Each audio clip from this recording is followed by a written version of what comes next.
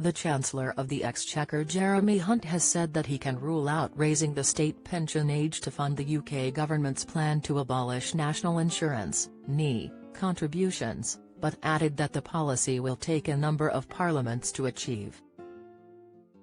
His comments came just hours after Prime Minister Rishi Sunak assured MPs that state pension payments would not be cut to fund his ambition to scrap NI contributions. The NI contribution rate was cut from 12% to 10% in January, and a further drop to 8% was introduced on April 6, providing a significant income boost for an estimated 27 million workers across Great Britain.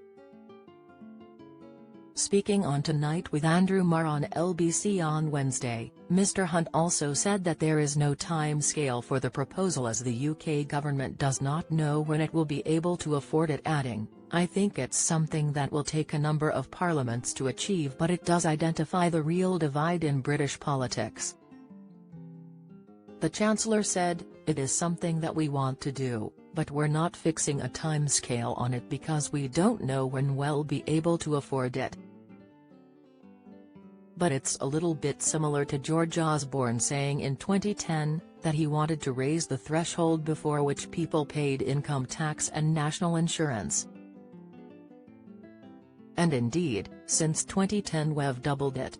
So, it used to be about £5,500.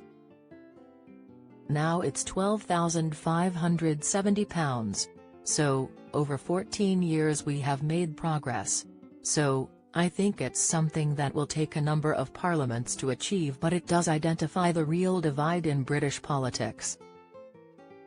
He added, "I think it's one of the big myths that there is no big difference between us and Labour. We actually think that we need to bring down the tax burden, because countries like America and Asian countries with lower taxes have higher growth rates." On the impact abolishing national insurance would have on the state pension, Mr Hunt said, "It is wrong to say that if we reduce national insurance payments to zero, we would be reducing people's entitlement to the state pension because we would find another way to protect the contributory principle.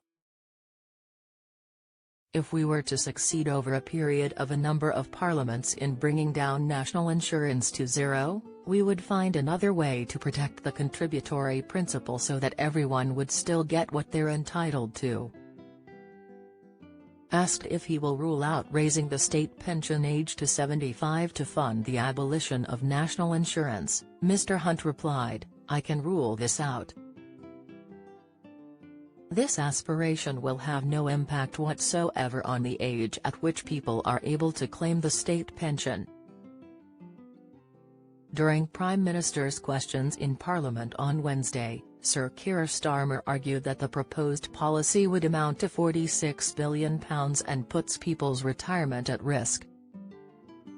Rishi Sunak said Sir Keir Starmer should stop scaremongering after the Labour leader repeatedly pressed for details on how the move would be funded.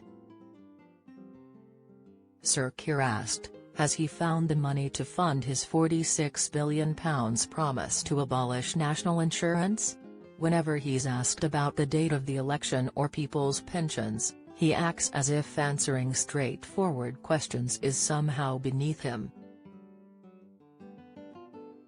But pensioners and those who are planning their retirement deserve better than his contempt for their questions, because if £46 billion was cut from its funding, the value of the state pension would almost halve. He added, "So I don't apologise for asking on their behalf again, whether he will finally rule out cutting their state pension to fulfil the enormous black hole in his spending plans." The Prime Minister replied, "Of course we can rule that out, and, Sir Keir, should stop scaremongering, because it's thanks to the triple lock that we've increased pensions by £3,700 since 2010, and they will rise in each and every year of the next Parliament. But it's Labour that always hits pensioners hard. It is his mentors Blair and Brown that broke their promises, raised pension taxes by £118 billion and delivered an insulting 75p rise in the state pension."